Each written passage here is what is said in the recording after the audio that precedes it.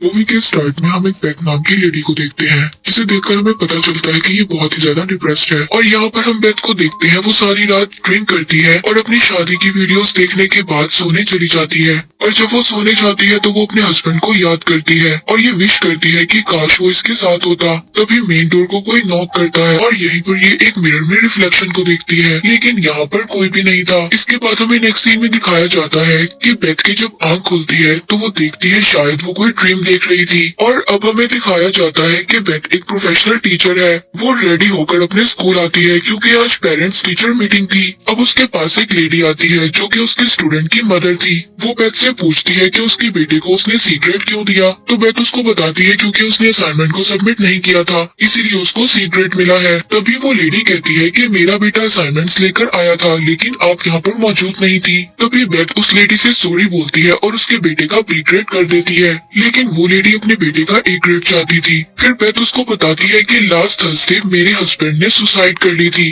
और अब ये सुनकर वो लेडी चुप हो जाती है। अब आगे हम देखते हैं कि बेथ अपने घर पर है और वो अपने हस्बैंड की डायरी को देख रही थी, जिसमें उसके हस्बैंड ने एक हाउस की स्केच को बनाया हुआ था जो कि एक लेक के पास था। लेकिन बेथ यहाँ पर नोटिस करती है कि उसने सारे रिवर स्केचेस भी बना रखे हैं, जैसे कि शायद कोई मिरर इमेज हो। लेकिन यहाँ पर बेथ को कुछ भी समझ नहीं आता। अब वो डायरी को वापस रखकर सोने के लिए चली जाती है और फिर अगले दिन सुबह को उसका म्यूजिक सिस्टम खुद ब खुद बजने लगता है। और साथ ही वो फोन चेक करती है और देखती है कि ओवन का मैसेज आया हुआ था और साथ ही कोई वॉइस की आवाज आती है। और जब वो विंडो के पास जाकर देखती है तो उसको अपना हस्बैंड ओवन नजर आता है जो कि लेक वाले हाउस के पास खड़ा था। और तभी यहाँ पर बेथ की आंख खुल जाती है, जिससे पता चलता है कि शायद बेथ कोई ड्रीम देख रही थी। और अब वो उस ड्रीम से बहुत ज्यादा डर जाती है और फिर वो अपने हस्बैंड के फोन को चार्ज कर चेक करती है, लेकिन यहाँ पर उसको कोई भी मैसेज नहीं मिलता। और जब वो फोन की गैलरी को चेक करती है तो उसमें उसे एक लड़की की तस्वीर मिलती है जो कि शायद एक साइड पोस्ट से ली गई थी। और अब उसे वो लड़की अपने जैसे ही लग रही थी। और अब वो अपने फ्रेंड के पास जाकर मोबाइल में उसको वही तस्वीर दिखाती है और उसकी फ्रेंड उसको कहती है कि शायद ये तुम ही हो। लेकिन बेथ उसको कहती है कि मेरे पास ऐसे कोई भी कपड़े नहीं है। अब उसकी फ्रेंड क्लैरा उसको कहती है कि इन सब बातों को छोड़ दो और बस अपने हस्बैंड के साथ गुजारे हुए अच्छे मोमेंट्स को याद करो और शायद वो भी तुम्हें चीट कर रहा था।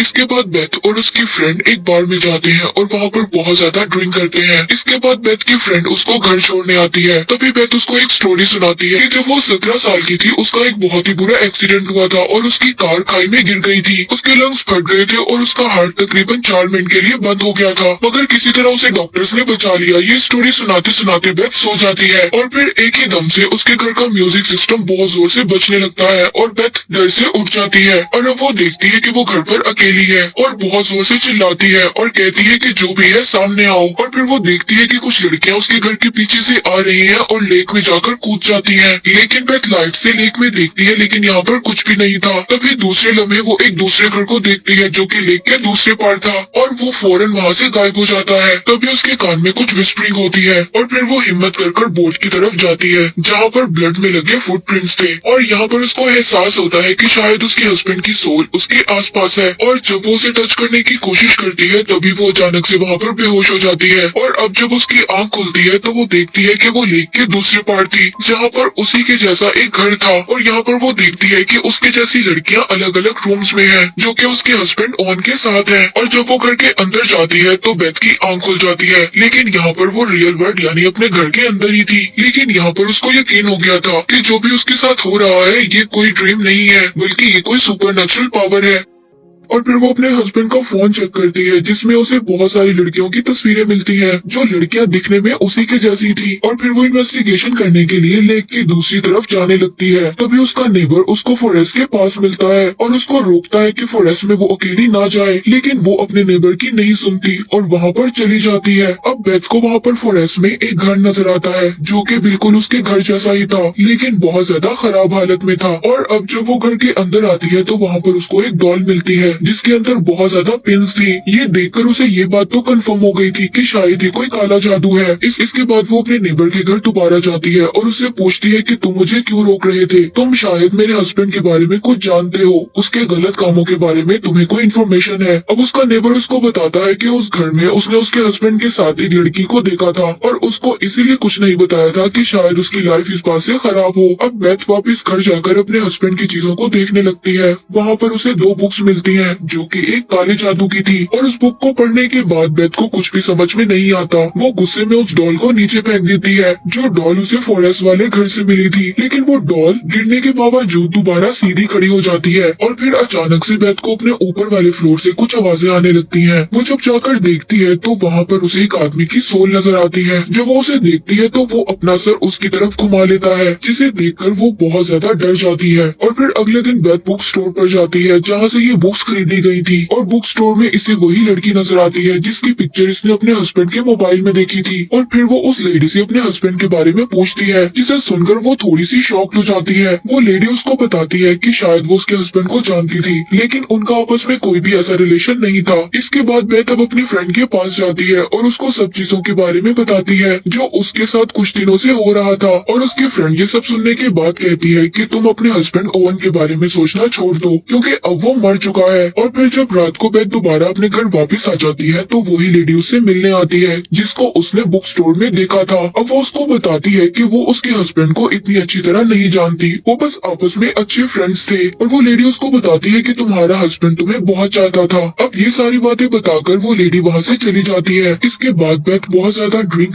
कर लेक के दूसरी तरफ घर में चली जाती है और यहाँ पर वो अपने हस्बैंड की सोल को बुलाने की कोशिश करती है, लेकिन वो यहाँ पर नहीं आती। तभी उसका पाँव वहाँ पर स्लिप हो जाता है। लेकिन जब लाइट से वो नीचे की तरफ देखती है तो वहाँ पर बहुत ज्यादा डेड बॉडीज थी, जिसे देखकर बेथ बहुत ज्यादा डर जाती है। अब बेथ वहाँ से डरकर भाग जाती है और अपने घर में बैठकर इस बात को सोच रही होती है कि ओवन ऐसा नहीं कर सकता। और वो रोते हुए अपने हस्बैंड को याद करने लगती है। तभी वहाँ पर उसे एक प्रेजेंस फील होती है और बेथ देखती है कि वॉशरूम के मिरर पर हेयर लिखा हुआ है। और यहाँ पर बेथ जाती है और फील करती है कि शायद ये उसके हस्बैंड की सोल है। और वो सोल भी शायद बेथ को फील कर रही थी। लेकिन वहीं पर अचानक से एक विस्परिंग होती है और तभी झटके से बेथ उस सोल को छोड़ देती है। लेकिन बेथ जब वॉशरूम से बाहर जाने लगती है तो वॉशरूम का दरवाजा खुद से बंद हो जाता है और उसके मिरर में वो देखती है कि उसी की जैसी कोई लड़की है जिसे उसका हस्बैंड मार रहा है। तभी एक सोल बेथ का भी गला दबा देती है और उसको दरवाजे में मारती है। तभी वहाँ का दरवाजा खुल जाता है। इसके बाद बेथ अपने बेडरूम में जाती है और वहाँ पर देखती है कि बहुत सारी लड़कियों की सोल्स हैं जो कि छुपने की कोशिश कर रही हैं। और फिर से बेथ अपने हस्बैंड को देखती है जो कि किसी लड़की को मार रहा था। अब बेथ ये बात नोटिस करती है कि उसके साथ वहाँ पर कोई और सोल भी है और वही उसको खींचकर दूसरे रूम में ले जाती है। और वो बेथ को वहीं पर ले जाती है जहाँ पर उसके हस्बैंड ने सारे मर्डर किए थे। और एंड में वो देखती है कि उसने अपने सर को अपने हस्बैंड की गोद में रखा हुआ है। और फिर से यहाँ पर उसके हस्बैंड के कान में कुछ विस्परिंग होती है और वो उसका गला दबाने की कोशिश करता है, लेकिन वो उसका गला नहीं दबा पाता। तभी बेथ उस परछाई से पूछती है कि तुम कौन हो। तभी परछाई उसको बोलती है कि आई एम नथिंग, मैं कोई भी नहीं हूँ। लास्ट टाइम तुमने मुझे तब फील किया था जब तुम्हारा एक्सीडेंट हुआ था, मगर उस टाइम तुम किसी तरह बच गई थी। और यहाँ पर हमें असल बात का पता चलता है, ये परछाई कोई और नहीं बल्कि डेथ है। और जब आखिरी टाइम में बेथ एक्सीडेंट के बाद जिंदा हो गई थी तभी से डेथ बेथ के पीछे पड़ी थी और वो उसको यहाँ से ले जाना चाहती थी, मगर बार बार उसका हस्बैंड उसको बचा लेता था। और उसके हस्बैंड ने ही डेथ को भड़काने के लिए एक मिरर हाउस बनाया था और वहीं पर वो बेथ जैसी लड़कियों को लाता था और डेथ की विस्परिंग के बाद वो उन लड़कियों को मार देता था। बेसिकली यहाँ पर जो डेथ है वो ओवन से ही बेथ को मरवाना चाहती थी। तो यहाँ पर बेथ का हस्बैंड डेथ को ही ट्रिक कर रहा था और आखिर में हम देखते हैं कि डेथ बेथ की सोल को बंदी बना लेता है, क्योंकि डेथ यहाँ पर बेथ को खुद नहीं मार सकती, उसको अपनी जान खुद ही लेनी होगी, तभी वो उसकी सोल को मार पाएगा। और अब बेथ की सोल इस वक्त डेथ और लाइफ के डायमेंशन में फंसी हुई थी और अब डेथ यहाँ पर उसके हस्बैंड की शक्ल में उसको बहुत ही ज्यादा बहलाने और फिसलाने का काम करती है कि बेथ को जिंदगी वर्थलेस लगे और वो अपने आप को यहाँ पर गोली मार ले और वो खुद से सुसाइड कर ले। लेकिन तभी वहाँ पर उसकी फ्रेंड आ जाती है और वो बेथ को चिल्ला चिल्ला कर जगाने की कोशिश करती है। दूसरी दुनिया में बेथ को अपनी फ्रेंड की आवाज सुनाई देती है। तभी वो होश में आ जाती है और देखती है कि सुबह हो चुकी है और वो बोट में गन लेकर बैठी हुई है। तभी उसकी फ्रेंड स्विमिंग करते हुए बोट के पास आती है और उसे किनारे तक लेकर आती है। और अब यहाँ पर हमें ये बात पता चलती है कि बेथ के हस्बैंड ने सुसाइड क्यों किया था और वो यहाँ पर समझ गया था कि डेथ उसकी वाइफ को मरवा ही देगी, इसीलिए वो इस बात से सुसाइड कर लेता है। इसीलिए उसने खुद को ही मार लिया क्योंकि वो अपनी वाइफ को नहीं मारना चाहता था। वो बेथ से बहुत ज्यादा प्यार करता था। और तभी वहाँ पर उसका नेबर भी आ जाता है और बेथ से पूछता है कि तुम्हें क्या हुआ है। तभी बेथ उसको कहती है कि मुझे कुछ नहीं पता कि मेरे साथ क्या हुआ है। और तभी वो यहाँ पर बोट के पास एक सोल की प्रेजेंस को फील करते हैं और यहीं पर मूवी एंड हो जाती है।